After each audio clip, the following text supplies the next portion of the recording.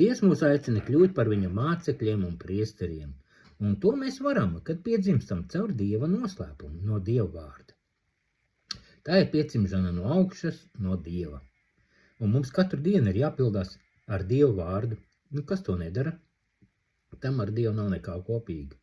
Un Dievs ar mums runā caur savu vārdu, un mūsos atrodas nemateriālā enerģētiskā lieta, mūsu dvēsele, un tās dzīvei ir nepieciešams Dieva vārds.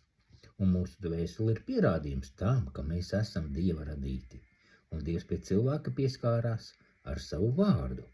Un mums visiem ir jāaug, jākļūst pilnīgiem un jāsāk runāt Dieva valodā, kas ir Dieva vārds.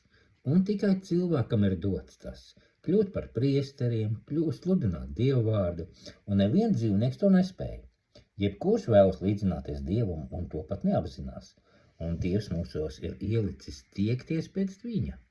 Dievs vēlas, lai mēs visi kļūtu Dieva bērni, un mums ir dota baznīca, kur mums ir iespēja visu to apgūt, bet kad mēs Dieva doto informāciju nomainām pret sātana mācībām, pret grēkiem, tad mēs zaudējam saziņu ar Dievu, jo dzimušie no Dieva negrēko.